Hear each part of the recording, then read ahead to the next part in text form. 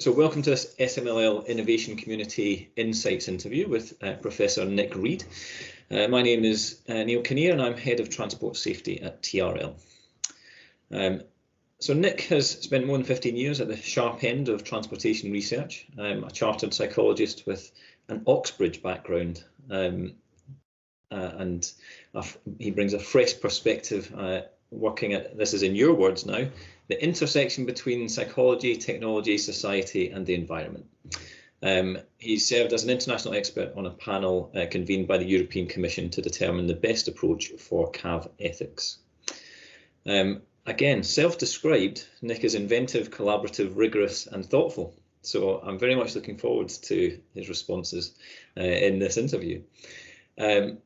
Nick was Academy Director at TRL during my time there as well, and moved on to become Head of Mobility R&D at Bosch.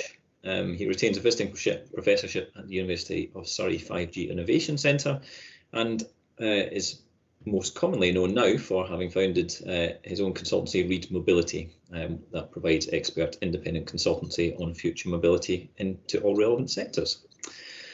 So, Nick, today we are here to discuss road safety, and in fact it's on the day that the International Telecommunication Union launched the AI for Road Safety Working Group with the UN Special Envoy for Road Safety and the UN Envoy on Technology. And that's based on how AI and innovative automotive technologies can transform global road safety. And I think it's a really interesting time where we are now looking to technology to make the difference. And the challenge is huge.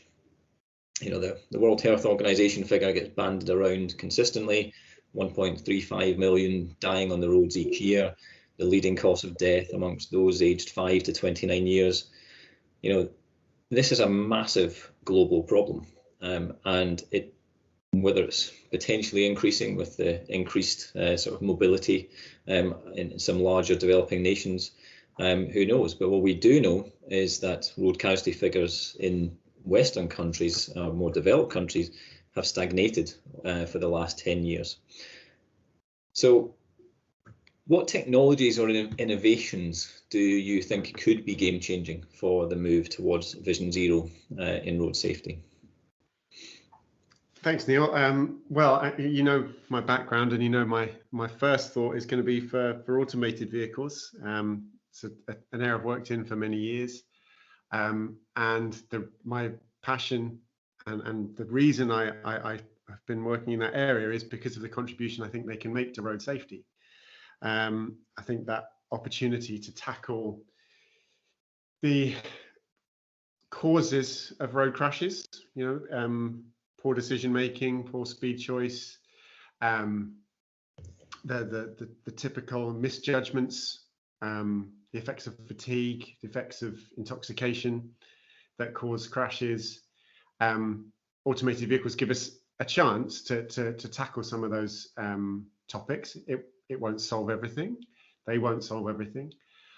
But I think they can go a long way to helping us to restore that trajectory of year-on-year reductions in road fatalities. That said, you know, them having a big impact on at scale is many years off. So in the shorter term, I think there's the measures that are being introduced in the general safety regulation changes. So in particular, introduction of intelligent speed adaptation and driver monitoring might again help us to improve road safety, restore that trajectory of reduction in risk. Again, it will take a while for those technologies to come into the fleet, and it won't be available to all people in all countries immediately. It'll take a while to filter into the vehicle park. So I'm also interested in ways that we can access some of the benefits of technology through devices that people own for themselves. So particularly thinking of smartphones and their connectivity to vehicles and their impact potentially in improving road safety. And then the last point I think I'd like to make is is about how we can use technologies to better understand risk, and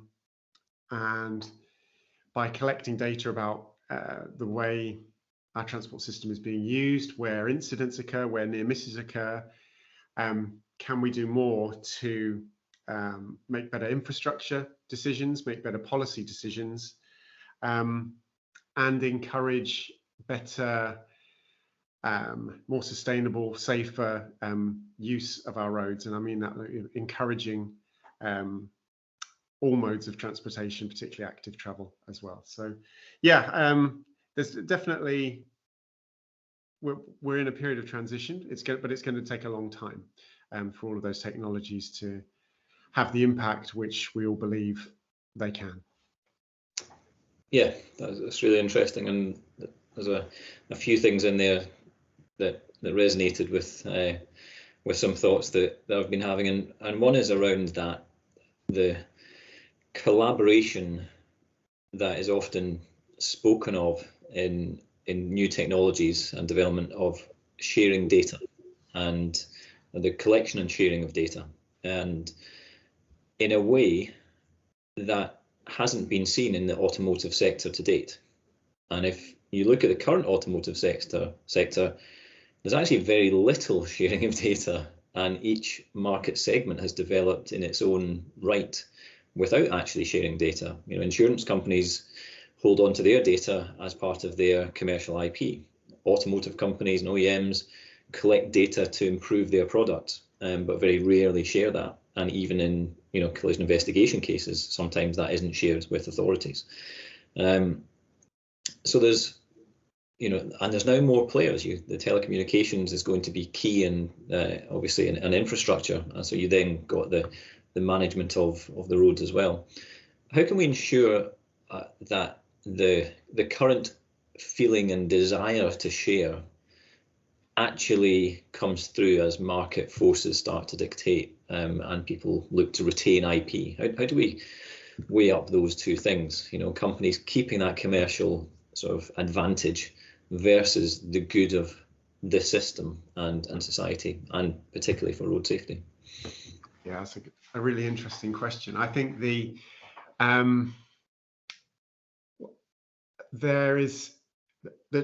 recent events have given fresh impetus to the requirement for organizations to share data about road safety. And by recent events, I mean NHTSA requesting data from vehicle manufacturers about the safety of their partially automated driving systems. And I'm sure there are engineers scrambling to collect that data and present it in some useful form to the safety regulator in the US. So I think it would be much better for those automotive organizations to agree now on a standard by which they can share data about the safety of their vehicles, rather than have to scramble in response to a request from the safety agencies. So I mean, it's something I've been working on with BSI, this concept of digital commentary driving. It's something I spoke to TRL about in developing the idea, and that was very useful input from TRL in coming up with that concept. But the idea that there should be a form of data that automated vehicles collect and make available to regulators, don't make available to everyone, but make available specifically to regulators, that exists outside of their IP, which they are perfectly entitled to have. But some of the data that they collect, that all automated vehicles must collect in the course of their operation, where are they, what are they seeing, how should they act? That information should be collected in a shareable form, so that safety regulators can assess the performance of those vehicles. And yeah, I think it would be much more mature approach for there to be collaboration between manufacturers and safety regulators on what that standard should look like, rather than have to scramble to produce something when it's demanded by those regulators. And do you think the time is now for that? That it's more that it's important that this is actually thought about now as the industry develops, rather than, as you say, in a reactive sense, that it becomes more, as time goes on, it becomes more difficult to break down the barriers.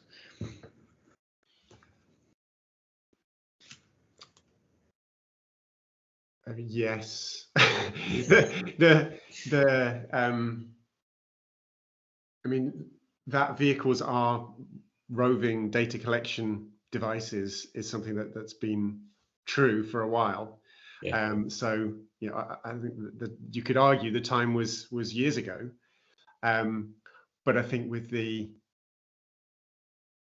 level of sensing and the information that's available from automated vehicles, and that they are close to commercial deployment, suggests, you know, we need to act as quickly to make sure that these kind of safety assurances can be in place for when they do become a genuine part of the transport landscape.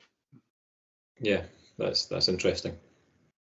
And something else you mentioned in your first answer was the move to more active travel and other modes. And I guess one of the best ways of improving safety is possibly for people to shift the types of journeys they make, and for the infrastructure to support other modes better, rather than the traditional focus on roads for motorised vehicles only.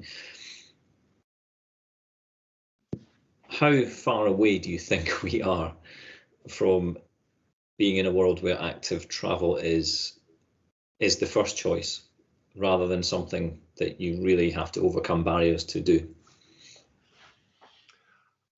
I'm much more positive about this than I was, say, 5 years ago. I mean, some of the government policy documents that have been produced explicitly state that active travel and public transport should be the first choice for most journeys. That said, you know, there has to be funding and commitment to back that up. It's one thing to put it in a strategy document. It's another to actually, you know, fulfill those commitments. But there are positive signs. I mean, look at Paris and the developments that have happened there in a relatively short space of time. Some of the actions local authorities here took in response to COVID, and the response to that, you know, the massive uptick in cycling over the summer of 2020. And you know, an announcement this week of Birmingham effectively becoming a supersized low traffic neighbourhood. Yeah, there are lots of good signs. I look at what Chris Boardman's doing in Manchester, Will Norman in London. Yeah, I think the signs are good, and certainly better than they have been for years and years. So yeah, I'm broadly positive, but yeah, we need to see action in response to the strategy statements. And I imagine from a safety perspective, clear changes in that priority, because as we know, vulnerable road users are sort of, along with motorcyclists, the sort of most at risk on the road. So it's a positive shift for, you know, for many reasons, to active travel, if it's replacing, you know, car journeys and just generally, but it also has to offset that risk change as well, and that, I think, is probably through initiatives like we're seeing in some of the cities, as you just mentioned. But I guess we need to see that throughout the road network, and rural roads not being left behind, which is commonly where cyclists might like to use as leisure journeys, for example. Yeah, you're right. You know, effectively, it's encouraging people to use what are objectively less safe modes of transport. But that is in the absence of taking measures to improve the safety of those modes. So, you know, segregated infrastructure becomes not only objectively safe, but subjectively safe, and that's sometimes just as important as well. That perception of safety. It's almost the converse of the smart motorway arguments. You know, that they are objectively safe, but perceived as unsafe because of a lot of the press coverage that they've received. So yeah, it's important to tackle both. You know, it needs to be objectively and subjectively safe to make sure as many people as possible use those active modes. And that perception of safety is, I guess, so critical in reducing barriers to mode choice as well, making it a choice where people don't feel fear of harm by going out to walk or cycle on a journey rather than take a car, which typically feels like a safer choice. Yeah, and you know, road safety professionals will talk about vulnerable road users, but people shouldn't feel that they are vulnerable when they use those modes.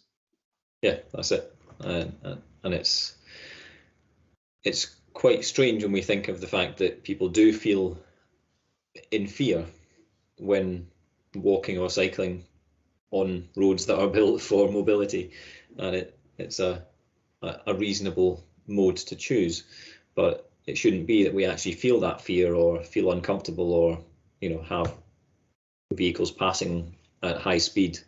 It doesn't, you can have a pavement, but on a high speed, next to a high speed road, you can still feel uncomfortable, and it's that sense of perception of safety that needs to change, doesn't it? So, okay. I sometimes find it amusing when people talk about what will happen when there are automated vehicles and people can just step off the road and hold them up. I also think that should also be true for human drivers.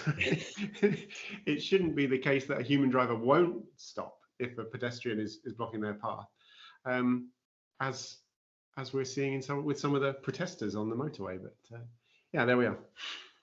Interesting. And I mean, just thinking a bit futuristic here, as automated vehicles come in, there's an opportunity there to control the behavior of the vehicle, and therefore have a more consistent flow of traffic and reduce speed variability on roads, etc. But it's likely that people won't accept that. Humans won't accept that full handover of control and always want an ability to take back control and to travel at a desired speed or in a given situation. And it's likely that manufacturers would give them that opportunity, because they would want it as consumers. So in the future, do you think we will actually see the removal of, say, excessive speeding and or excessive road behaviours that are negative for safety? Or do you think we'll get to a point where regulation takes over and vehicles are limited in what they can do because we can, the technology is there?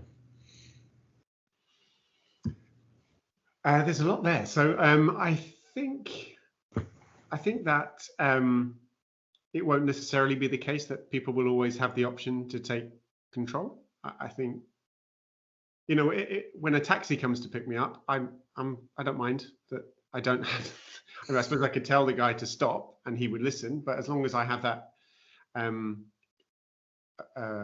have the ability to do that in an automated vehicle, change its destination or stop suddenly, then I think that would still be fine. I wouldn't mind that I didn't have the opportunity to, suddenly take a different route because that's what I felt would be better. That being said, I know there would be a lot of resistance to increasing levels of observation and restriction on driving, but if they are proven to be associated with risk, and especially for drivers for whom that risk is the greatest, so drivers who have shown that they can't adopt safe driving behaviours, I think it's reasonable to expect that their vehicles should be restricted in some way. I think intelligent speed adaptation is one path towards that, but more extensive restrictions. I don't know, maybe ensuring speeds are lower in low friction conditions, wet roads, icy roads, whatever. And even to the extent that you could imagine routing mapping companies suggesting alternatives when it might be more dangerous to take to drive or take a road journey. You know, suggesting that, well, perhaps today of all days you might want to use take a train rather than drive. Things like that. I think there's more intelligent ways you can think about how a journey needs to be completed and managing risk in the completion of that journey. Yeah. So some of this feels quite futuristic, but then we've been having that sense for a while now. And there's there's some targets out there. There's certainly Vision Zero as a philosophy. Some countries have decided to put a date on that, and some haven't. National Highways has a target of zero harm by 2040. And how likely is it, do you think, that within the next 20, 30 years that we will actually see this step change in technology that we've been expecting for possibly the last couple of decades? I think it's possible. I think it depends what sacrifices and what investment is willing to be made in achieving it. And I think a lot of it comes down to kind of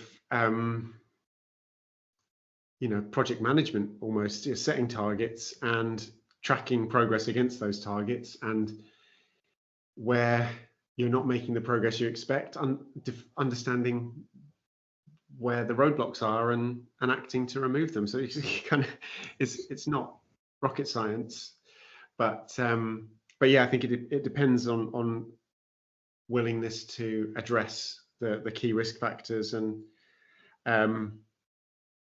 I think the experience with COVID has given us some insights into that. We saw KSI's, fatalities and injuries, down dramatically, but not down as much as you might have expected, because with lower use of the roads there was more speeding, and crashes were more severe as a result. So there are that you can see that with reduced demand for the road, you can reduce fatalities, but there are consequences to doing that, and so you've got to address that aspect of improving safety as well. I think the work done on changing infrastructure and thinking about low traffic neighborhoods and dedicated infrastructure for active travel modes will help and support that, and support the hierarchy of road users. We haven't talked about that. I think that gets there's more awareness of that as a concept and as something that should be at least considered, if not prioritized, of having pedestrians, cyclists, public transport, goods travel, shared private modes, and then private solo private travel as the lowest priority on that hierarchy in terms of safety and investment. But at the same time, recognizing how much people depend on individual private travel currently, and making sure that they are helped to adopt other modes if that makes most sense for them. Yeah. So so by 2050, at the current rate, or maybe not rate, I shouldn't say that, because as it's plateaued, we clearly wouldn't get to zero. But in your mind, with the technology, the current position that is taken politically, I guess, do you think we could meet a Vision Zero type target by 2050? Yes. Okay. No, I won't stop there. No, I think it's perfectly possible that we could be in a situation where it's the risk of a road journey is no greater than the risk you are exposed to in everyday life outside of road journeys. So, you know, it shouldn't be the case that the greatest risk people face in everyday life is typically their commute, driving to and from work. That should not be the case. And so by 2050, getting to a situation where that's not the case, perfectly feasible. And I think we can address all of the risk factors that create that situation. Whether that is truly Vision Zero, you know, that there are 0 fatalities, 0 KSIs, and is the sacrifices you make in getting to true Vision Zero worth the investment that could be made in reducing risks elsewhere? I'd be really happy if that was the conversation we were having. Until then, there's lots of things we need to address in the meantime. And Vision Zero is a great concept for making sure you think about all the potential sources of risk as you go about seeking to address them. So I think I have well, typically, Nick, you have the positive perspective, and I probably have a more negative perspective. And I'm not convinced that we will reach that target.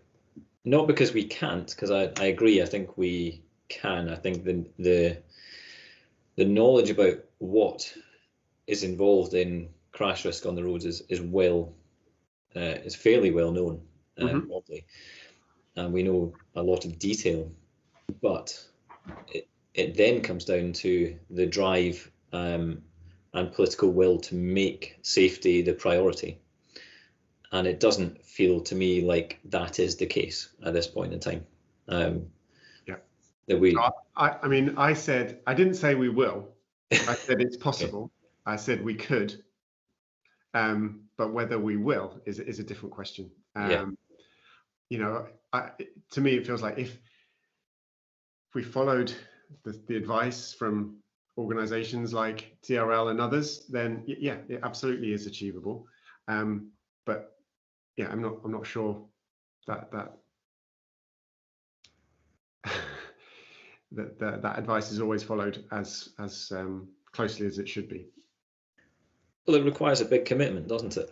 If to make safety the priority over other competing needs, like, you know, raising capacity of a network and keeping mobility options open to all parts of society, and retaining a working economy, etc., and moving goods and services. There's a lot of competing, you know, priorities that sometimes safety is possibly not the one that stays at the top in all conversations, and it's so you can see the challenge for decision makers, but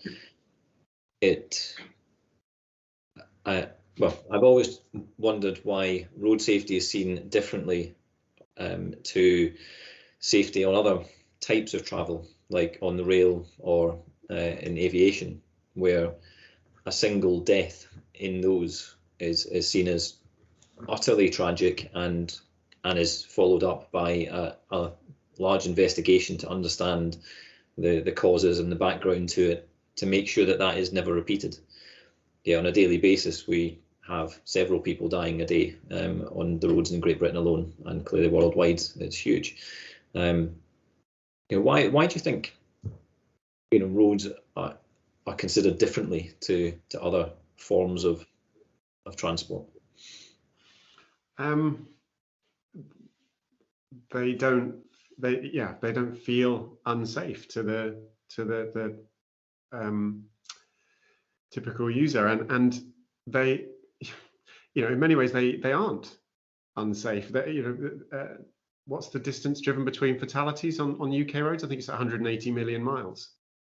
And when we think about how we need to prove the safety of automated vehicles, proving that you are better than a system that achieves one death in every 180 million miles of driving is really challenging, and that includes deaths where there's alcohol involved, where fatigue's involved, where it might be down to a vehicle that's in poor condition. All of these things contribute to those fatalities. So, broadly speaking, it's a very safe system. It's a system that compensates for a lot of errors. It compensates for poor choices by other road users, by others adopting safer behaviours, and the sense that it won't happen to me when I go about my journey. I think it's quite a cosseting experience, isn't it? You're very comfortable in a vehicle, insulated from a lot of the experience of risk, the sense of speed, the feeling of control, instant response from the brakes, the steering, the systems that are in place, ABS, ESP, collision warning systems, emergency braking systems. They give you that sense of invulnerability until the worst happens, and sadly that is 4 or 5 times a day for the UK. Yeah, it is. Having working in road safety and sort of when you review case files of collisions and KSIs, you do view the road system in a different perspective, even in your day-to-day life. And I now stand, looking at single carriageway roads with vehicles traveling at, 60 miles an hour and in opposite directions and passing each other within half a metre. And it is actually quite incredible how many vehicles clearly pass each other safely within such a distance every day. Clearly, there's the odd case, as we spoke, but it is quite an amazing thing that the road system operates like that. And you can't imagine many other sort of areas of industry or transport where such minimal level of sort of margin for error would be given to such a high velocity sort of piece of movement. So it's quite interesting. I think we will look back, as we look back on factories in the Victorian times, and think, how on earth did we go about our business and experiencing such risks? But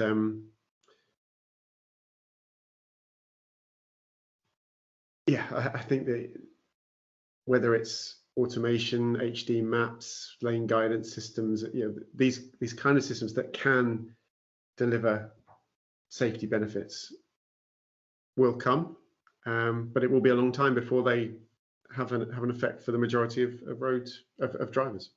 Yeah. So what do you see as the high priority actions that sort of need to be carried out as soon as possible then to improve road safety at this point? Yeah, the first one I think about is the partnership between public and private sector. So already talked about how vehicle developers need to work with safety regulators in collecting and sharing data, but also thinking about what are the priorities of the public sector and how can the private sector innovate to deliver on those priorities in a way that is commercially viable for them. So that was something I was working on intently at Bosch, was how could Bosch help to deliver the objectives that TfL had set in a city transport context. Yeah. So that kind of partnership, I think, is really important. We talked about having targets and tracking against them, those kind of simple project management type actions, and having that as a high level strategy. But I also think this kind of decentralization of the tactical approach is really important. So what TfL has done, what Transport for West Midlands are doing, and what happened during COVID, that giving the local authorities the power to invest in measures that they felt were important to protect people's safety. And I think applying that from a road safety perspective would be really helpful, really valuable. And just to pick on something specific, I've mentioned it already once, is routing. I think it's amazing that companies that offer routing services just are allowed to kind of send people down roads that aren't designed to carry the traffic that they are carrying. And you know, in days gone by, you would understand a strategic road versus a local road, and the signs and the maps would guide you, paper maps, I mean, would guide you to use those roads in ways that are fit for purpose. And so I think if there are ways that towns, cities, governments can work with mapping organizations to help in adjusting those routing kind of specifications, I think that might be a really interesting way to tackle not just safety, but also sustainability and congestion, and get into some of the research gaps that I think are there around induced demand and traffic evaporation, the kind of the two sides of the coin. You know, you create capacity, that capacity fills, and then you have congestion effects on other parts of the network as a result, versus restricting capacity and that traffic doesn't end up going elsewhere. This concept of traffic evaporation. I think that would be one of my top priorities for research, would be to understand those two concepts and understand how you might seek to manage traffic in ways that are more in line with safety and sustainability objectives. And I guess to be part of the system rather than just using the system as a third party, if that makes sense. Yeah, that's a good point, actually. Yeah, sort of realizing your role as a participant in the transport system. Yeah, I like that idea. Yeah, I've not heard of explain the traffic evaporation concept to me again. So one of the criticisms of low traffic neighborhoods is that it means that all the traffic that we're using those roads will then have to use the main roads rather than the rat runs. And that happens, that's true for a short time, but eventually the system adapts and traffic levels kind of return to how they were previously. That has been seen on some of the LTNs, research on that. So the question then is, what's the impact? Does it mean that there's been a loss of mobility? Does it mean that other modes have seen higher utilization, more people cycling, more people taking the bus, taking the train, or not traveling? And then you can look at kind of have there been some kind of equity effects on who's affected by that that change in mobility patterns. So yeah, I think I would love to see more on how adding or removing capacity affects mobility, affects safety, sustainability of transport. Yeah, that's really interesting, and I guess with the effect of sort of the COVID experience and towns pedestrianising sort of parts that were usually filled with cars travelling through, some have now gone back to the way they were, but others have retained some of the pedestrianisation, and larger low traffic neighbourhoods like the Birmingham example that was announced will give the opportunity to understand what those changes are. But certainly there appeared to be a level of positivity that communities saw from their town centres being accessible and pedestrianised, and all of a sudden they're sitting out in the street having a coffee, rather than not being able to sit by the street because there's streams of traffic going by and the air quality is quite poor. Whether that continues when people go back to potentially commuting and have then a frustration because the roads around, they can't get through the town and they have to take different routes. So I can imagine there's quite a lot of interesting work to do there to really understand the impacts. But this is where safety starts to overlap with other areas and domains like decarbonisation, air quality, health and well-being, and it gets quite complex and quite difficult to pull all these strands together. And I don't know, would you agree that you're seeing research move quickly into domains like transport research, moving into domains that traditionally it always sat outside of and independent of, but now it's really part of our health and well-being, it's part of decarbonisation, it's part of energy, it's part of technology. It feels like this is a rapidly changing research environment. Yeah, and it's, I think it's great. I mean, I think it feels like safety is being considered on different scales. So you've got kind of instantaneous safety of traffic collisions, but then longer term safety, which is kind of the environment and well-being and health and so on. So I think that they're all related concepts, and they're all definitely worthy of research. Similarly, equity and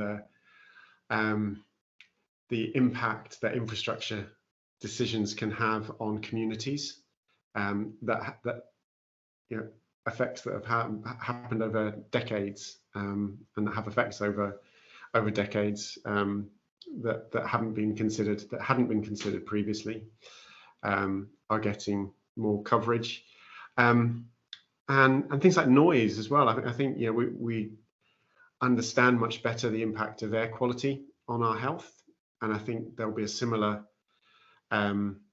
transformation in our understanding of the impact of noise on the health and quality of an environment, and maybe that will lead to similar changes to the way we travel. Yeah, it feels like safety is being slightly redefined, and I know at TRL we've started to think about safety as including people's health and well-being, and that includes their mental health as well. It's not just about collisions anymore. It's about the way that transport interacts with our day-to-day lives and plays a role in how we feel and how we act and behave and how we choose to get places and access services and meet friends and have a social life, etc. And similarly, I noticed on your website that you had joy as one of your perspectives of interest, along with environment and productivity and safety, etc. Yeah. And I thought it was really interesting, and I just wondered, sort of, that was clearly a deliberate choice of word to use. Yeah, it comes from work that I was doing whilst at TRL with the Royal College of Art, and it's something, that partnering with them encouraged me to think in that way. You know, I guess we've talked quite negatively about the effects of transport, but we've got to remember as well, it's a means to gain an education, it's a means to gain employment, it's a means to gain social interaction. It's often a means of securing your own personal health, you know, getting to doctors, hospital appointments, whatever else. And it might be essential for you in how you express your democratic rights. You know, you're getting to the ballot box to vote. So, you know,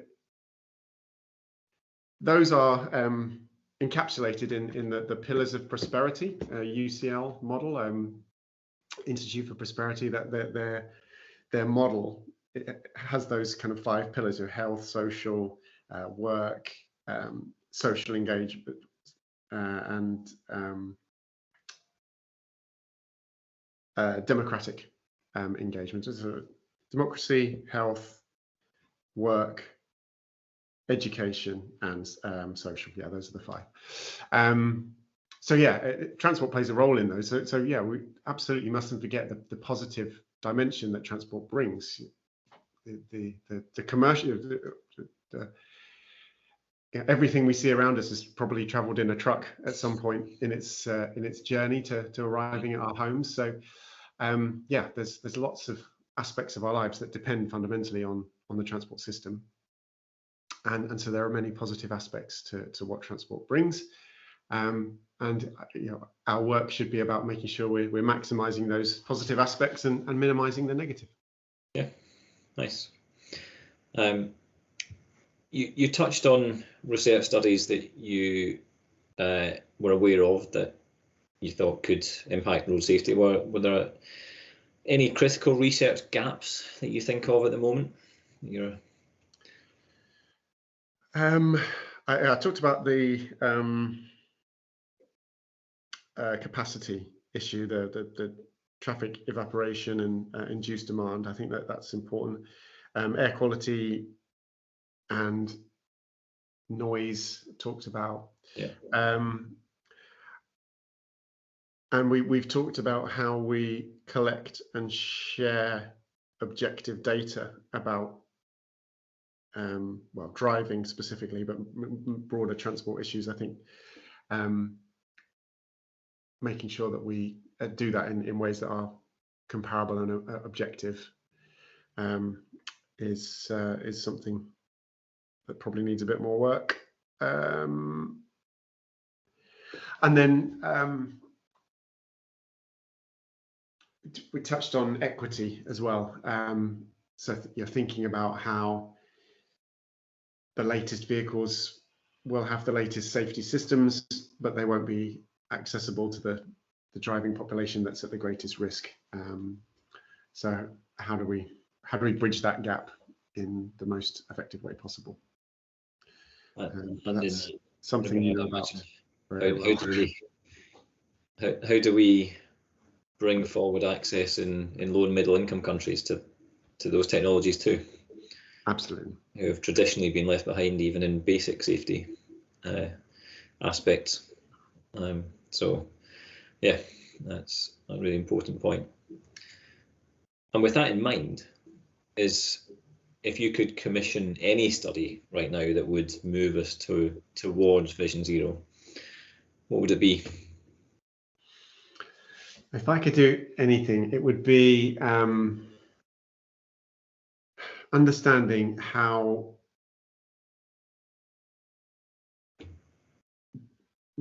do we make our roads fit the genuine need for transport? You know, thinking about those 5 pillars, thinking about the positive and negative impacts, thinking about the hierarchy and embedding that into how we design, operate, manage, use our road system, thinking about sustainability impacts.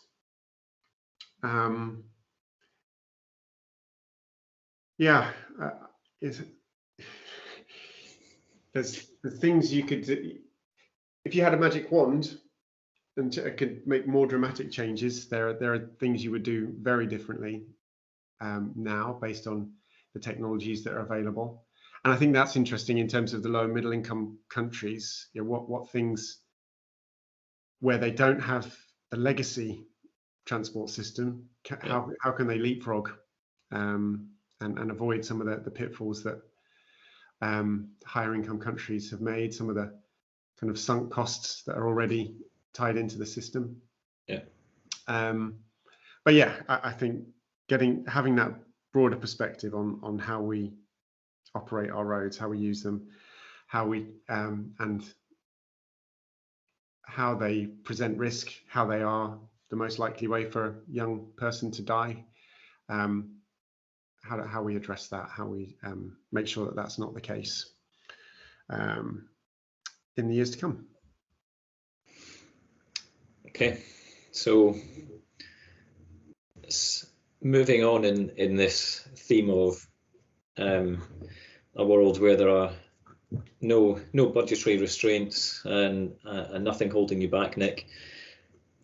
Grant Shapps has had to step down, and Boris has made you Transport Minister. What would you do in order to bring forward the move towards a safer road system? A very easy question. I don't know why you're pausing. Well, I'm trying to process the fact that I must be a Conservative minister somewhere. Quite a hurdle to overcome. Well, firstly, I would listen, right? I would listen to, what are the demands? What is the demands of the freight industry? What are the demands of communities? What are the demands of cities for transport? What are the challenges that are faced in terms of the infrastructure? How could they be addressed intelligently? How could they reflect that hierarchy of transport modes, the goals that we signed up to in terms of net zero, in terms of vision zero, and how could we harness the best of public and private sector to achieve those goals? So that's a long way of me kind of saying I don't have the answers, but I think as a community we can get a long way towards them. And there's lots of good things happening in lots of places. How do we make sure those best practices are reflected nationwide in ways that bring joy and prosperity to the most people, the maximum population? Yeah, if you can write that up in ways that are intelligible, that would be great. Well, I have to say, Nick, that although you've discounted being a Conservative government minister, you have demonstrated fantastic plausibility of being a politician.